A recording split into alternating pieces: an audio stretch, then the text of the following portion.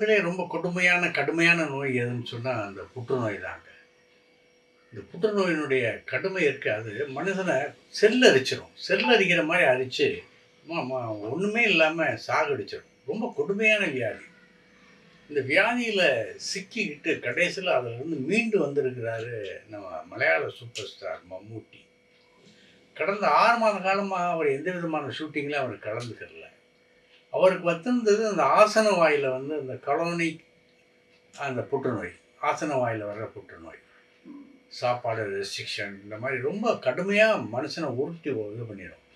6 மாதம் ஷூட்டிங் இல்லாமல் இருந்தவர் இப்போ முற்றிலும் அதிலிருந்து குணமடைஞ்சிட்டார். அந்த குணமடைஞ்சி சென்னையில் தான் இருந்தார். ஏன்னா சென்னையில் அவருக்கு வீடு இருக்குது. சென்னையில் இருந்து அவர் நேரடியாக அவரை வீட்டில் போய் சந்தித்து பார்த்து ஆறுதல் தேறுதல் சொன்னவர் உலகநாயகன் கமல்ஹாசன் தான்.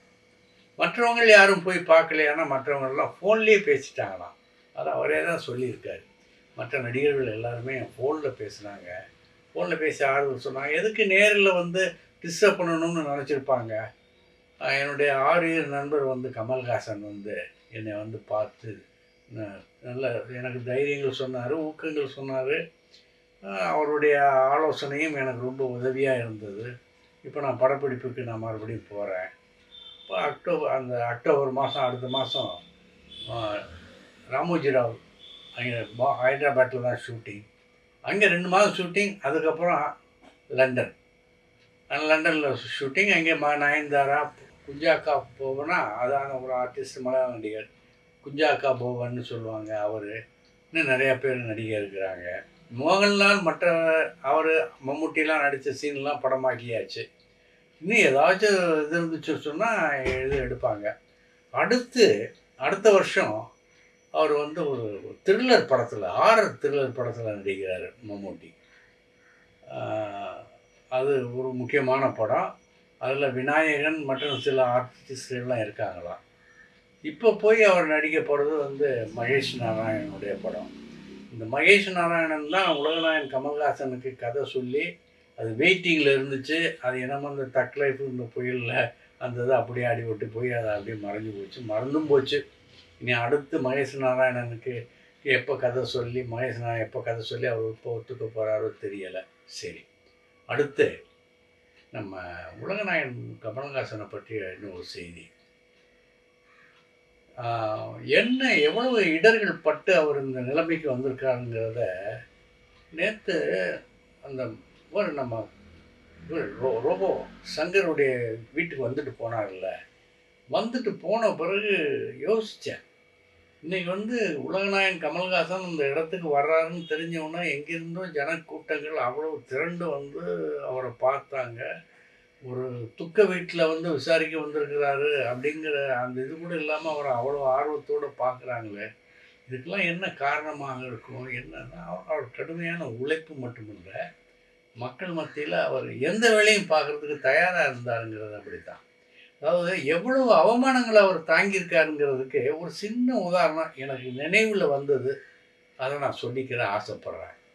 அது தவறாக இருந்தால் தயவுசெய்து எல்லோரும் சுட்டி காட்டுங்க. ஏன்னா நேற்று நான் நைட்டு பேசும்போது மணி 11-12 இருக்கும். ஏன்னா நேற்று அப்போ தான் என்னுடைய அந்த உடல் அந்த சிகிச்சைகள்லாம் முடிச்சுட்டு படுக்கைக்கு வரும்போது பேசிட்டு போவோமேன்னு போனேன். அப்போ நம்ம சிவகார்த்திகேயனுக்கு 70 கோடி சம்பளம் அப்படிங்கிறத நான் 70 லட்சம்னு தப்பாக சொல்லிட்டேன். அதுக்காக உங்கள்கிட்ட மன்னிப்பு கேட்குறேன். சரி, அவருக்கு 70 கோடி அந்த அடுத்த படத்துக்கு. இப்போ இந்த மெட்ராஸு நடித்து அந்த படம் ஓடிட்டுருக்கு. அந்த படத்தை விட்டுருங்க. அதுக்கு அடுத்து ஒன்று வருது பாருங்கள், பராசக்தி. அந்த பராசக்திக்கு அடுத்த படம் ஏஆர் முருகதாஸும் அவரும் சேர்ந்து பண்ணுற படம். அதுக்கு தான் அந்த 70 கோடி ரூபா சம்பளம். 40 ரூபா கையில் 30 ரூபா கையில் வாங்கிக்கிறாரு, 40 ரூபா தமிழக உரிமை அப்படின்னு சொல்லி பேசிக்கிட்டு இருக்காங்க. அதை நான் மறுபடியும் திருத்த சொல்லிக்கிறேன், மன்னிச்சுக்கோங்க தயவுசெய்து. அடுத்து இந்த கமல் சார் எவ்வளோ கஷ்டப்பட்டார் அப்படின்னு. இந்த ஏக் துஜே கேடியே எவ்வளோ பெரிய படம், சூப்பர் டூப்பர் ஹிட்டு படம். அந்த படத்தை வாங்கிறதுக்கு பாம்பேயில் என்னென்ன த்ரில் மாதிரி முளை மாதிரித்தனமெல்லாம் பண்ணாங்கிறத ஒரு இதை சொல்கிறேன், நினைவு வந்துச்சு. எல்வி பிரசாத் முகல், அதாவது திரைப்பட சக்கரவர்த்தின்னு சொல்லுவாங்க அவரை. அவர் வந்து கமலை கூட்டிகிட்டு பாம்பேக்கு போகிறாரு. ஒரு சின்ன சாதாரண ஹோட்டலில் தங்க வைக்கிறாரு. இவரும் அதே மாதிரி தான் சாதாரணமாக தான் தங்கியிருக்கிறாரு.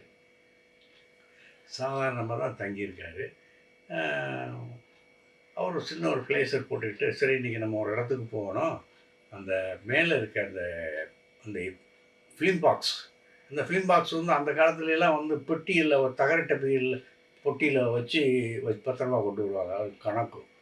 அந்த பொட்டியை தயவுசெய்து கீழே இறக்கி என்கிட்ட கொடுத்துருங்க அப்படின்னு. கமல் அதங்க சார் நான் செய்கிறேன் சார் அப்படின்னு சொல்லி ஃபிலிம் பாக்ஸை இறக்குறாரு. இவன் கோடீஸ்வரன், அவரும் பெரிய நடிகர், ஏக் துஜே கலியில் நடித்து படத்துக்கு ரிலீஸ்க்காக காத்துக்கிட்டு இருக்க ஒரு கதாநாயகர். அவர் அது இறக்க சொல்கிறார், இவரும் இறக்கி கொடுக்குறாரு. அவர் 2 பேருமே அதை பற்றி யாரும் எதுவும் மனசில் இது பண்ணிக்கிறல. ஏன்னா அவர் அந்த நேரத்தில் அங்கே யாரும் வேலையாள் வச்சுக்கல. எல்வி பிரசாத் ஒரு சாதாரண அம்பாசடர் காரில் அந்த பெட்டியை தூக்கி வச்சுட்டு போகிறாங்க. ஒரு ஸ்பெஷல் ஸ்க்ரீனிங், ஒரு டெல்லி ப்ரொடியூசருக்கு அந்த படத்தை போட்டு காட்டுறதுக்காக போகிறாங்க. எந்த படத்தை? ஏக் துஜே கேலியவை போட்டு காட்டுறதுக்கு போகிறாங்க. அங்கே டெல்லி டிஸ்ட்ரிபியூட்டர் அந்த ஸ்பெஷல் தியேட்டரில் இருக்கார், உட்காந்துருக்காரு. அவரை கமலுக்கு அறிமுகப்படுத்துகிறாரு. இவர் தான் ஹீரோ கமல்ஹாசன்கிறாரு. இவர் டிஸ்ட்ரிபியூட்டர் பேரை சொல்கிறாரு.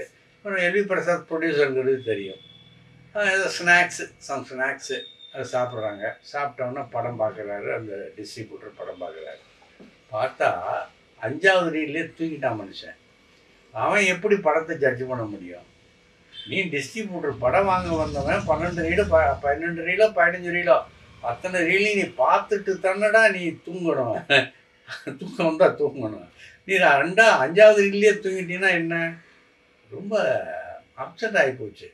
இப்படி 4-5 ஸ்க்ரீன் நடந்தது. 4-5 ஸ்க்ரீன்ஸும் இந்த மாதிரி ஒரு அபத்தமான ஒரு இதில் தான் இது பண்ணிட்டு ஒரு பிரசாத் உடைஞ்சு போயிட்டார்.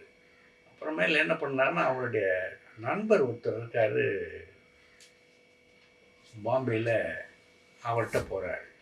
ஐயா, இந்த படத்தை உங்கள் பேனரில் ரிலீஸ் பண்ணி எனக்கு கொடுக்கணும் அப்படின்னு கேட்குறாரு. அதுக்கு என்ன ஜி, நான் உங்கள் பேனர் என்னுடைய பேனரில் ரிலீஸ் பண்ணி கொடுக்குறேன் அப்படின்னு சொல்லிட்டு அந்த படத்தை ரிலீஸ் பண்ணுறாங்க. தியேட்டருக்கு படம் பார்க்க வர்றாங்க. எல்வி பிரசாத் வந்து ஒவ்வொரு தியேட்டர்லேயும் போய் உட்காந்துக்கிட்டு அந்த படம் முடிஞ்சு வரும்போது அந்த மக்களுடைய ரியாக்ஷனை கவனிக்கிறாங்க. பிரசாத் இவர் வந்திருக்காரு, தயாரிப்பாளர் வந்திருக்காருன்னு கூட்டமாக வந்து, இல்லை சார், ஒரு அழகான இளம் ஜோடியை இந்த மாதிரி ஒரு துயரப்படுத்திட்டு ஒரு துன்ப முடிவை கொடுத்துட்டீங்களே, நல்லா இருப்பீங்களா சார் அப்படின்னு சொன்ன பிறகு தான் அந்த படத்தின் மேலே அவருக்கு நம்பிக்கை வருது. கூட்டம் கூடுது, எகிருது. எவன்லாம் படத்து தூங்கிட்டு இந்த பிரசாத் கொடுத்த இந்த மிச்சர் காப்பி குடிச்சிட்டு தூக்கி போனானோ அவனையெல்லாம் தூக்கி அடிக்கிறபடி படம் பயங்கரமாக ஓடிச்சு. எக்ஸ்ட்ரா 40 பிரிண்ட் போடுறா அப்படின்னு சொல்லி பாம்பேலேருந்து மெட்ராஸுக்கு மகனுக்கு சொல்கிறாரு. மகன் எக்ஸ்ட்ரா 40 பிரிண்ட் போட்டு இந்தியா அப்புறம் ரிலீஸ் பண்ணுறாங்க. அந்த படம் சில்வர் ஜூப்ளி, மறக்க முடியாத படம். இது எனக்கு நினைவுக்கு வந்தது, அதை சொல்லிட்டு நாளை சந்திப்போம். இந்த வீடியோ உங்களுக்கு பிடிச்சிருந்தா லைக் பண்ணுங்கள், கமெண்ட் பண்ணுங்கள், ஷேர் பண்ணுங்கள், சப்ஸ்கிரைப் பண்ணுங்கள்.